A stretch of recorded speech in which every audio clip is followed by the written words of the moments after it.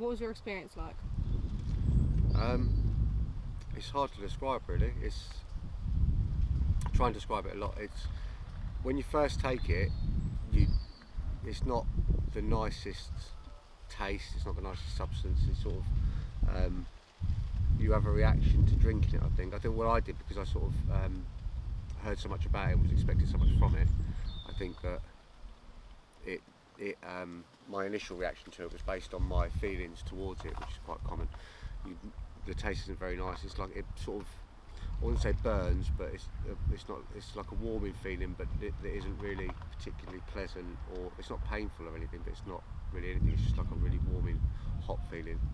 You feel it going down to your stomach, and then you sort of feel it start sweating, and then you gradually notice little changes. Well, I did anyway. You sort of notice your senses. Your brain starts working differently. You have 2 or 3 thoughts at once, but not in a manic way. Just like there's more than one person speaking to you at the same time, or hearing multiple voices in your head, but not in the sort of schizophrenic sense that we think. And then you notice all your senses changing, so you can hear more. You can hear more what's going on outside that you wouldn't have noticed. You get a sense of peace. It's peace, but in a high vibration kind of way. It's very hard to describe. But you notice, your senses. So you can pick up colours more. You start noticing patterns in the colours, and then that gradually sort of fades into hallucinations or visions or dreams or whatever you want to call them. A lot of the time, my first day it's like seeing the oneness of the universe personified into a person that comes and speaks to you, and then that's sort of a lot of people. That stage is where a lot of people throw up, which diminishes it, but it's still kind of it isn't as intense, but it doesn't necessarily mean that's the end of it. And then you sort of just fade back down. The visions stay with you though, which is something that's not that's fairly uncommon in terms of what they call hallucinogens. I don't think it really fits into the pattern of hallucinogen. And then you just come down, you feel really fatigued, really tired, sometimes a little bit nauseous, but generally just, I did anyway, just felt really euphoric, really.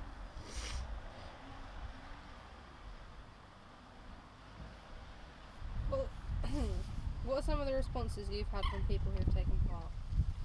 Everything. Lots of people similar to mine say similar sort of things that I was saying. You have every reaction really. You can have some people it has no effect at all. Some people it's not an enjoyable experience at all. I've seen everything from sitting there crying the whole time to sitting there with a massive smile on your face full of joy the whole time. Can be pretty much anything. I think it depends on a person. We're all wired differently. We're all the same, but we're all wired differently. So if you've got kind of a high level of anxiety, or you don't expect it to work, or you switch yourself off to it, then it's chances are it won't work. But it depends. We're all so different that it depends on each individual's experience, really. What are the rules when others are taking the drug? I wouldn't say there's so much rules. We have sort of, because obviously we live in 2019, there are certain things you have to take. For instance, we're very sort of conscientious to do with people that have got heart conditions, things like that, because it can severely increase your heart rate. To no more of an extent than, or to a lesser extent, but in a different way, I suppose, to sort of the class A's that a lot of people would take if they've got that heart problem anyway. But there are certain health and safety restrictions you have to look at like that. But I'd say those are the only things that are rules. It's more practices than rules. It's sort of people have learnt this stuff that's been like over the course of long-term diets and meditation as part of a lifestyle, and then that knowing that that's come down from the generation before that, generation before that, generation before that. There are lots of the first hour or so is generally done in silence to let everyone enter their own individual idiosyncratic experience. But then after the first hour, there are lots of chants and rhythmic songs and things that we sing that we've learned that heighten the experience and try to bring people's vibration towards what's more conducive to the type of experience that we'd like to have through it. It's so yes, it's more a case. I wouldn't say, I don't like the word rules. I'd say more traditions, or yeah, I think that would be a better way of describing it. Have you encountered anyone with mental health issues? If so, did you have to take alternative methods? I think it's quite a broad spectrum, isn't it, mental health issues? I'd say a lot of people come to us because they've experienced something along,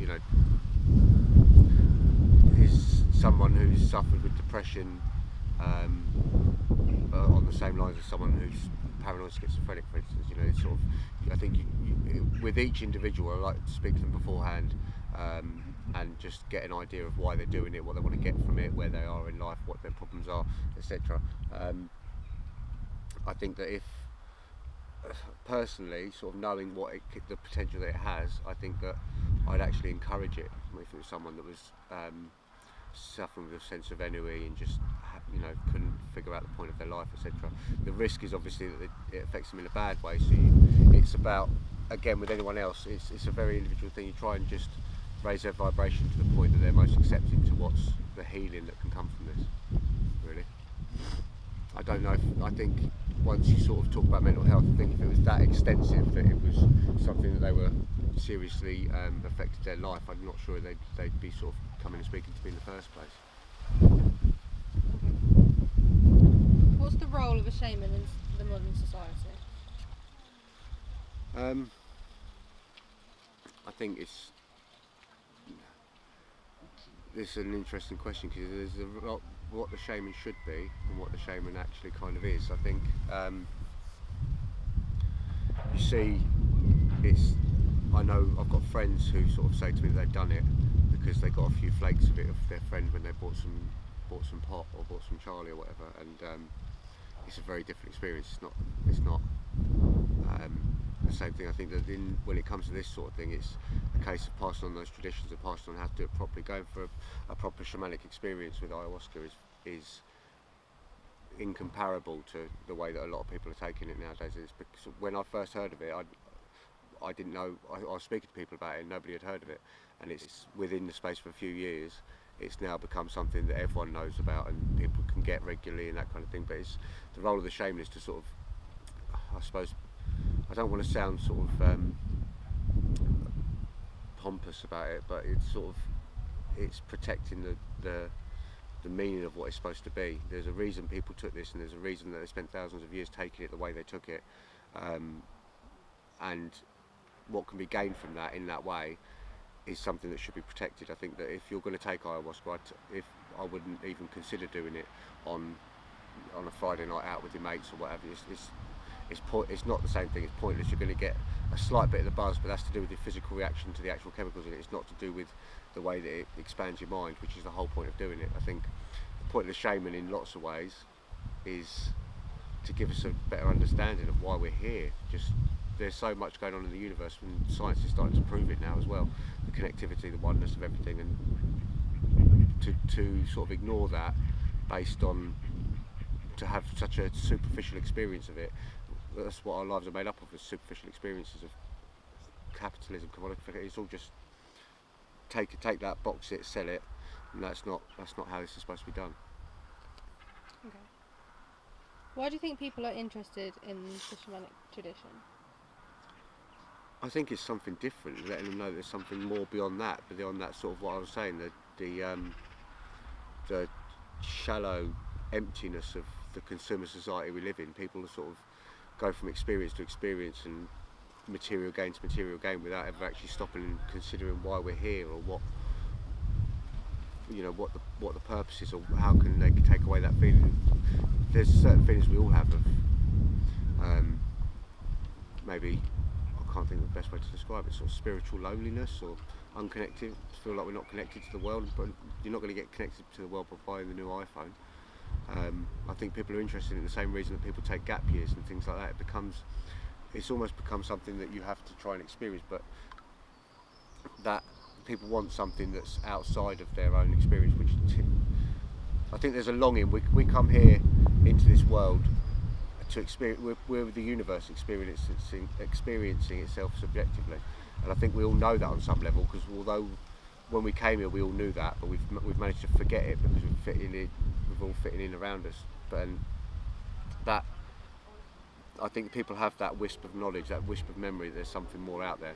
It's the same reason, as I say, people go to Thailand for a year. They do it in many ways. A lot of people do it in a sort of again, commodification way. They go and spend a year in Thailand and expand their mind. It's all about the way they are Western people coming over here to get a readily boxed taste of a different culture. It's just that understanding that there's more out there. I think, which is something we can all sort of agree on. I think the interest in it is the realisation that there is something beyond the shallow existence that most of us are living.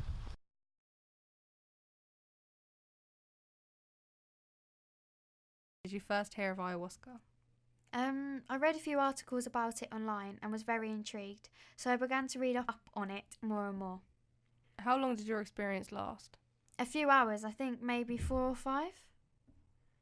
Have you taken other substances before? If so, how does it compare? Yeah, I've tried pot mushrooms and other upper type things like cocaine, but it's not similar in any way, except maybe mushrooms in the way it brings out colours and changes your perception on lights and sound and stuff.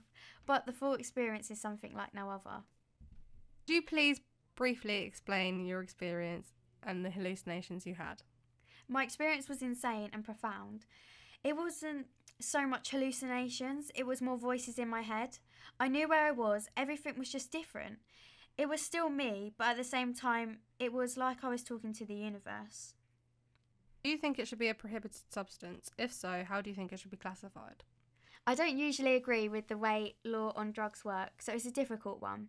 I think if they were going to classify it, it would make sense to put it in with steroids and things like that, because even though it's not technically legal, you still have to get it from someone who knows what they're on about. Has it affected your life now? If so, how? It's made me think about things in a different way, not so much like life-changing things, where a switch flicks and suddenly everything is different, but it has definitely given me a different understanding on the world and my place in it. Yes, I would. I took it when I was feeling really down and depressed. I was on tablets and everything, and I think if I felt like that again, I would look to ayahuasca before I looked into antidepressants.